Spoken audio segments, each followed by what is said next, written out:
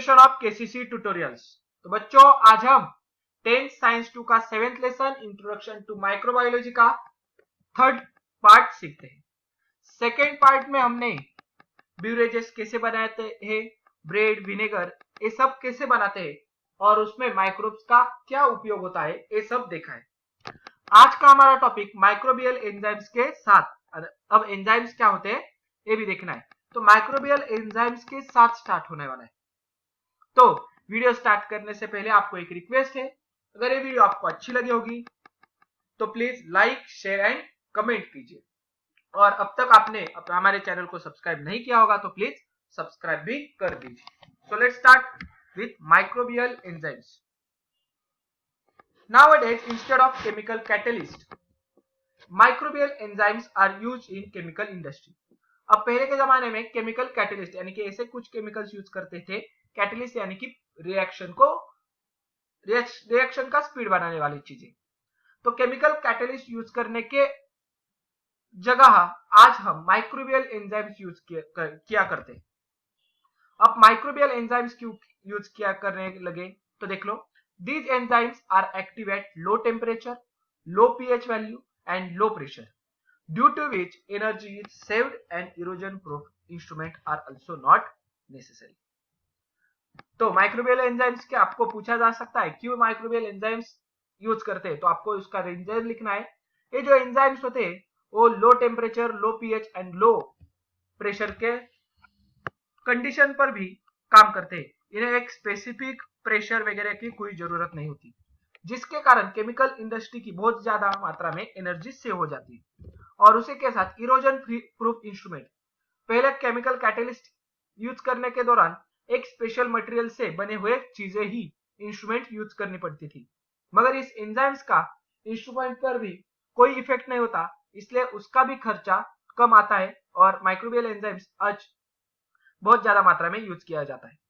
Enzymes carry out specific processes, hence unnecessary byproducts are not formed, due to which expenses on purification are minimized. अब enzymes क्या करते हैं तो specific उनका जो काम है उतनी ही सिर्फ प्रोसेस करते हैं, जिसके कारण अननेसेसरी यानी कि हमें जो प्रोडक्ट्स नहीं चाहिए। कभी कभी देख लो, जैसे कि अब ब्रेड बन रहा है तो ब्रेड के दौरान कार्बन डाइऑक्साइड से फ्लफी होता है, मगर इथेनॉल जो होता है वो हमारे फूड प्रोडक्ट में नहीं होना चाहिए, हम इथेनॉल नहीं कंज्यूम करते, ऐसे बाय प्रोडक्ट्स बन जाते हैं। मगर माइक्रोबियल एंजाइम्स क्या करते हैं, ऐसे बाय प्रोडक्ट्स बनाते ही नहीं जो हमें यूज नहीं है, नहीं तो अनवांटेड बनाते नहीं, जिसके कारण वो जो केमिकल इंडस्ट्री में कोई भी प्रोडक्ट बना हुआ है उसका प्यूरिफिकेशन कॉस्ट यानी कि उसे साफ करने की, सिर्फ केमिकल एक्चुअल क्लीन केमिकल बनाने के लिए जो प्यूरिफिकेशन की प्रोसेस करनी पड़ती है उसका खर्चा भी मिनिमाइज यानी कि कम हो जाता है। इन सभी कारणों की वजह से माइक्रोबियल एंजाइम्स हम ज्यादा मात्रा में यूज कर रहे हैं आज के दौर पे। In case of microbial enzymatic reaction, elimination and decomposition of waste material is avoided, यानी कि जो वेस्ट मटेरियल तैयार होगा उसे हम एलिमिनेट कर देते हैं, यानी कि उस रिएक्शन में ज्यादा से ज्यादा ऐसा ट्राई करेंगे कोई वेस्ट मटेरियल तैयार ही ना हो। और एंजाइम्स कैन बी यूज्ड, और जो एंजाइम यूज किया है उसे हम कैन बी यूज यानी कि बार बार एक ही एंजाइम यूज कर सके, जिसकी वजह से भी इंडस्ट्री का बहुत सारा पैसा बच जाता है। Hence, such enzymes are eco-friendly यानी कि एनवायरमेंट फ्रेंडली होते हैं। Some examples of microbial enzymes, अब एग्जांपल्स देख लो कौन से हैं। ऑक्सीडो रिडक्टेसेस यानी कि जो ऑक्सीडेशन प्रोसेस भी करते हैं और रिडक्शन का भी प्रोसेस करते हैं। देन ट्रांसफरेसेस यानी कि ट्रांसफर करते हैं न्यूट्रिएंट्स वगैरह कुछ वैल्यूज का। Hydrolysis, lyases, isomerases, ligases etcetera. Process of dirt और muck removal occurs at low temperature too due to the mixing of enzyme with detergent, यानी कि डिटर्जेंट्स में जो डर्ट होता है नहीं तो मक, अब डर्ट नहीं तो मक क्या होता है डिटर्जेंट में से वो भी बता देता हूं। जब हम कोई डिटर्जेंट यूज करते हैं तो देख लो हमें क्या बोला जाता है कि अगर इजीली कपड़े का डर्ट रिमूव करना है तो गर्म पानी में भिगोकर उसके बाद उसका क्लींजिंग करो, उसे धो। मगर इन एंजाइम्स की वजह से क्या होता है, एंजाइम यूज करने की वजह से अगर हमने लो टेम्परेचर का वाटर यानी कि ठंडा हमारा नॉर्मल वाटर है, उसमें भी हम इजीली डर्ट रिमूव कर सकते हैं। हमें हर वक्त नहीं तो सभी केसेस के लिए गर्म पानी में भिगोकर रखने की कोई भी जरूरत नहीं होती। Then glucose and fructose syrup can be obtained from corn flour by the action of enzymes obtained by bacilli and streptomyces। अब देख लो, बैसिली नहीं तो स्ट्रेप्टोमाइसिस हम यूज करेंगे किस में, तो कॉर्नफ्लोर में, जिसके कारण हम ग्लूकोज का सिरप नहीं तो फ्रुक्टोज शुगर, ये क्या है, फ्रुक्टोज ग्लूकोज, ये शुगर से इनका सिरप भी फॉर्म कर सकते हैं। Then microbial enzymes are used in various industries like, enzymes कहां पर यूज किए जाते हैं, तो चीज बनाने के लिए, पिज्जाज का जो चीज होता है वगैरह, उसमें एंजाइम्स बहुत ज्यादा मात्रा में यूज किए जाते हैं। देन प्लांट एक्सट्रैक्ट्स, जो प्लांट्स के एक्सट्रैक्ट्स निकालते हैं, देख लो एग्जांपल के तौर पे रोज, तो रोज वाटर है, रोज का परफ्यूम्स होते हैं, रोज के एयर फ्रेशनर्स होते हैं, तो वो क्या करते हैं, प्लांट का उसका रस निकाल देते हैं, तो इसमें भी माइक्रोबियल एंजाइम्स का यूज किया जाता है। Then textile industry, that is हमारे जो कपड़े बनते हैं उसमें भी बहुत सारे cleansing agent as a microbial enzyme use किए जाते हैं। देन लेदर इंडस्ट्री में भी माइक्रोबियल एंजाइम्स का बहुत ज्यादा मात्रा में यूज किया जाता है। एंड पेपर इंडस्ट्री में जो पेपर्स होते हैं वो पहले तो काले होते हैं, यानी कि जो वुड पल्प होता है उसे काला बहुत होता है, तो उसे व्हाइट पेपर बनाने के लिए माइक्रोबियल एंजाइम्स का यूज किया जाता है।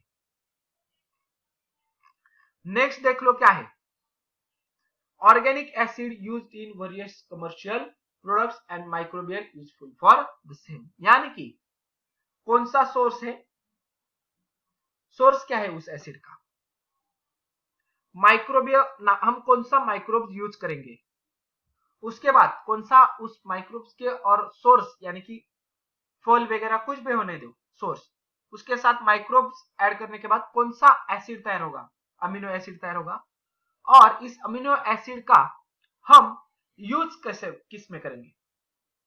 अब इतना प्रोसेस करेंगे तो यूज तो कहां पर होना चाहिए ना, तो यूज कहां पर करेंगे वो भी दिया है। तो देख लो, फर्स्ट वन है शुगर एंड बीट मोलेसिस, यानी कि शुगर जो गन्ना होता है नहीं तो बीट, उसका मोलेसिस लेंगे, हिस्सा बचा हुआ, एंड अमोनिया सॉल्ट लेंगे। अब ये शुगर मोलेसिस लिया, अमोनिया सॉल्ट ले लिया, उसमें हम माइक्रोब्स ऐड करेंगे। कौन से माइक्रोब्स ऐड करेंगे, तो ब्रेवी बैक्टीरियम एंड कॉरिनोबैक्टीरियम, ये दोनों माइक्रोब्स हमने उसमें ऐड कर दिए।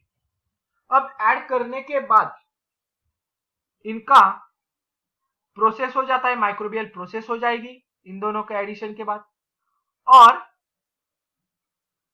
एल ग्लूटामिक एसिड तैयार हो जाता है। क्या हो जाता है तैयार, एल ग्लूटामिक एसिड।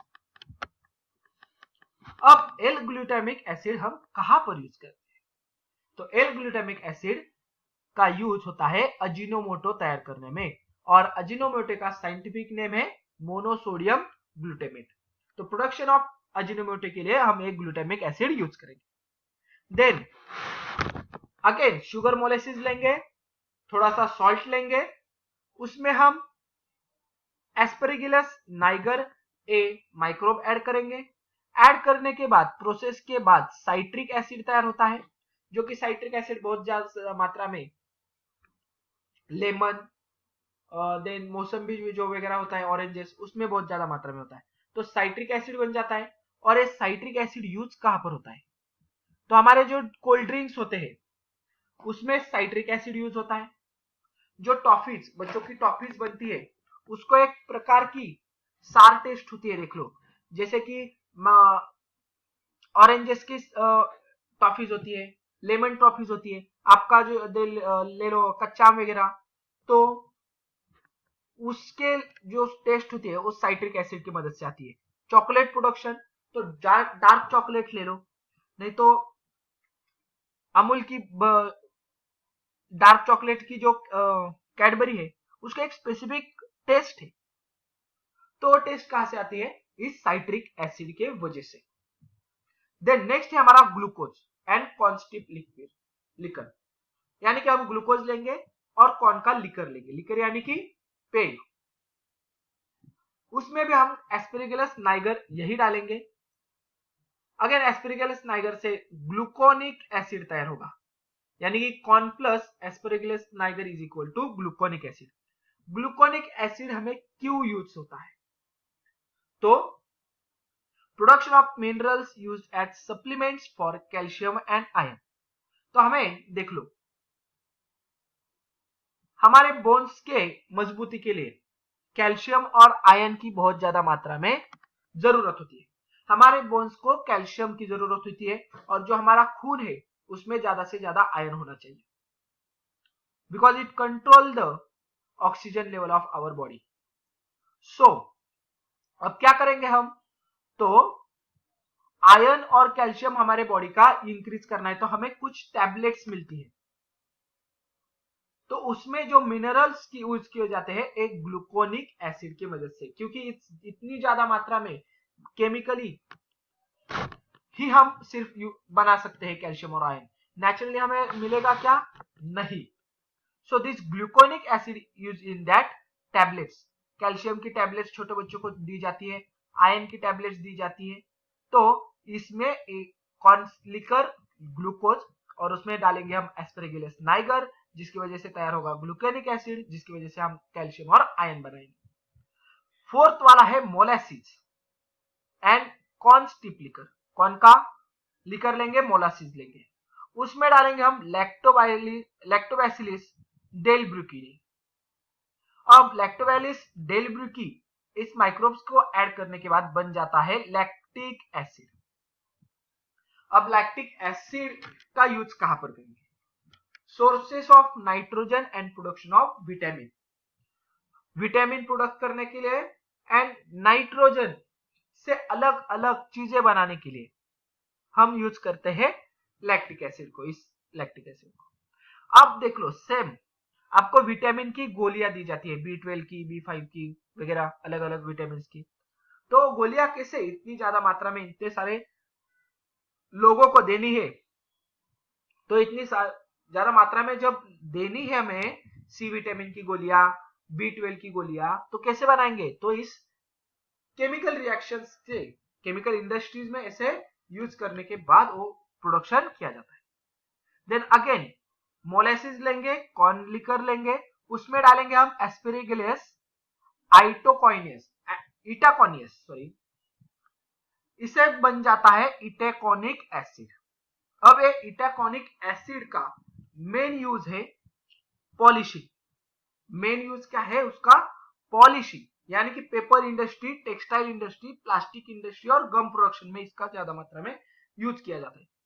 देख लो, उड़ आता है, उड़ को काटते हैं, उससे उड़ पल्प बनाते हैं, और इस उड़ पल्प को जब प्रेस करते हैं तो उसका शीट बन जाता है। मगर उस शीट अगर वैसे ही ले लिया तो ब्लैकिश कलर का, जो रफ पेजेस होते हैं हमारे, उस कलर का बनेंगे। तो ऐसे व्हाइट कलर के हमें पेजेस बनाने, तो वुड पल्प को बहुत ज्यादा प्रोसेस में से जाना पड़ता है। एक उसकी होती है इटाकोनिक एसिड के साथ प्रोसेस, जिसमें पेपर या ले लो, नहीं तो कपड़े का टेक्सटाइल ले लो, प्लास्टिक इंडस्ट्रीज के प्लास्टिक्स ले लो, ये क्या होते हैं, इनको एक पॉलिश मिलती है। टेक्सटाइल पेपर ये व्हाइट कलर के हो जाते हैं, व्हाइटिश, उसकी वजह से जो भी कंटेंट है ब्लैकिश कलर का वो निकाल दिया जाता है। तो इसमें हमें इटाकोनिक एसिड की मदद हो जाती है। गम प्रोडक्शन में भी इटाकोनिक एसिड की ही मदद होती है। तो आशा करता हूं ये पार्ट जो भी चार्ट है वो आपको अच्छी तरह से समझ में आ गया होगा। अब नेक्स्ट देख लो नीचे,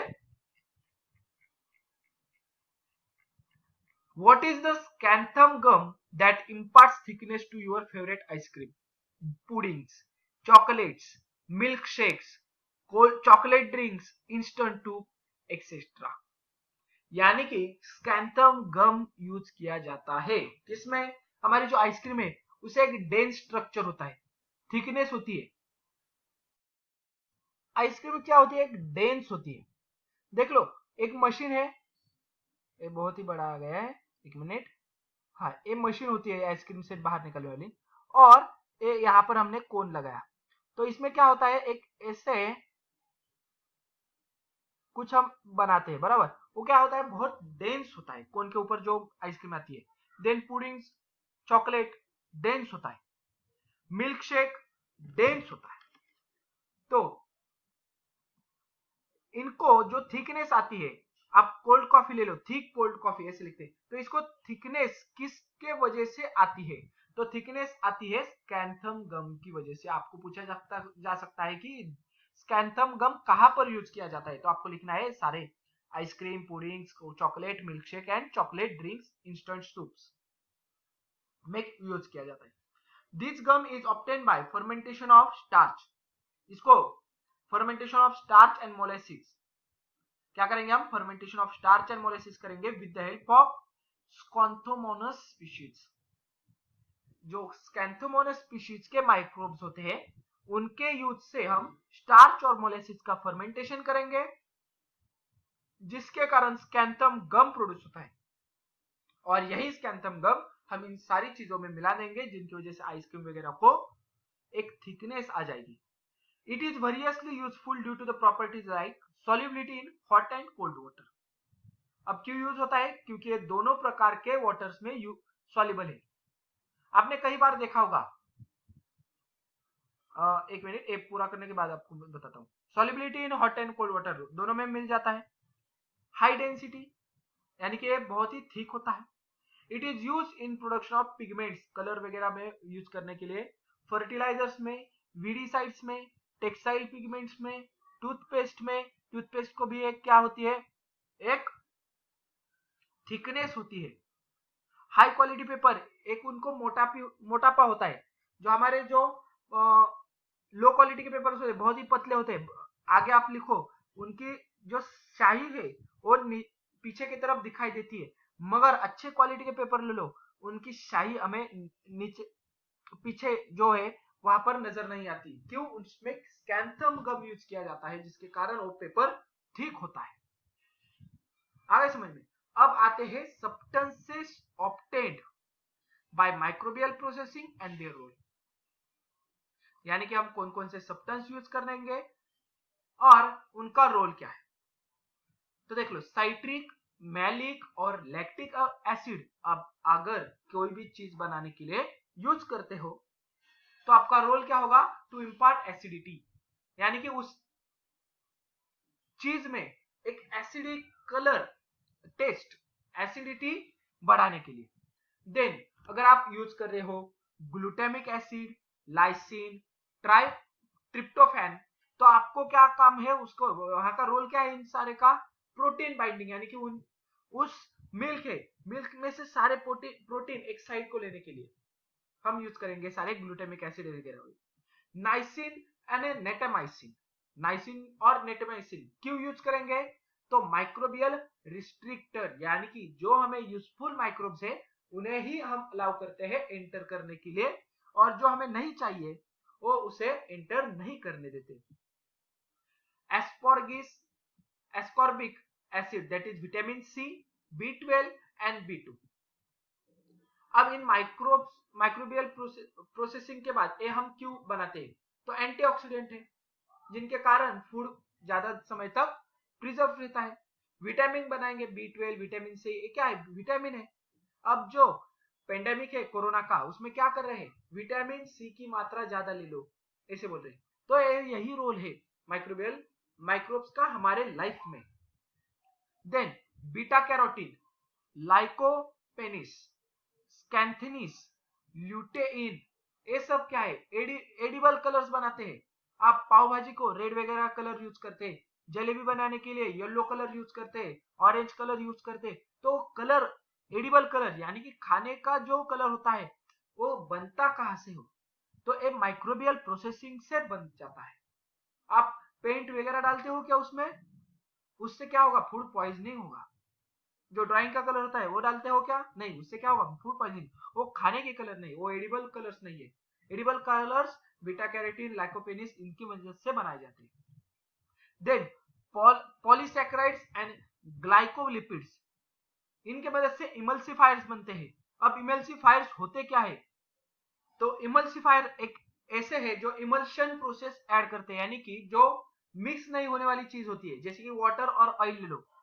अब वाटर एंड ऑयल चेंज नहीं होता, जब हम उसमें इमल्सिफायर ऐड करते हैं तो ये दोनों एक साथ मिल जाते हैं। अब इसमें फ्लूइड प्रोडक्ट का बहुत ज्यादा यूज होता है इमल्सिफायर्स में। देख लो, आपके आइसक्रीम्स वगैरह बनाना है तो कुछ ऐसे पदार्थ होते हैं जो वाटर, मिल्क और इन सारे चीजों में एक थोरली यानी कि होमोजेनियस मिक्सचर नहीं बन जाता, तो इमल्सिफायर डालने के बाद ये पूरे घुल मिल जाते हैं। इनका यूज इमल्सिफायर का है। Then vanillin, ethyl butyrate, that is fruit flavour होता है, सॉरी वेनिलिन यानी कि वेनिला वगैरह। पेपरमिंट का फ्लेवर होता है। Essence of various fruits and flowers, आप इसेंस यूज करते हो किसमें? केक्स वगैरह आप बनाते हो, उसमें क्या करते हो? इसेंस डालते हो, जिसके कारण उसे एक प्रकार की टेस्ट आती है। वेनिला आइसक्रीम बनानी है, वेनिला इसेंस। केक्स बनाने हैं, पाइनएप्पल इसेंस। ये क्या करते हैं यूज, क्यों करते हो आप? उसको एक वो टेस्ट आने के लिए। Then xylitol and aspartame. अब स्किलिटॉल और एस्पेरेटम कहां पर यूज किया जाएगा? तो आर्टिफिशियल स्वीटनर से, यानी कि क्या? तो लो कैलोरी शुगर जैसे स्वीट लगेगा, मगर शुगर जितनी उसमें कैलोरीज नहीं होती। जो शुगर फ्री चाय वगैरह होती है, यानी कि उसमें शुगर नहीं होती। जो स्वीट टेस्ट आती है वो आर्टिफिशियल होती है, शुगर उसमें नहीं होती। क्या होता है उसमें? स्किटियोल और नहीं तो एस्पर्टेम। आ गए समझ में आपको यहाँ तक का पार्ट? अगले पार्ट में हम देखेंगे एंटीबायोटिक्स। सो अगर ये वीडियो आपको अच्छी लगी होगी तो please like, share and comment on this video. अगर आपने अब तक हमारे चैनल को सब्सक्राइब नहीं किया होगा तो please subscribe our channel. KCC online tuition का अगर आप हिस्सा बनना चाहते हो, हमारी ट्यूशन ज्वाइन करना चाहते हो, तो डिस्प्ले में दिए गए नंबर पे कॉल करके अधिक जानकारी ले सकते हो। Thank you for watching. Good bye.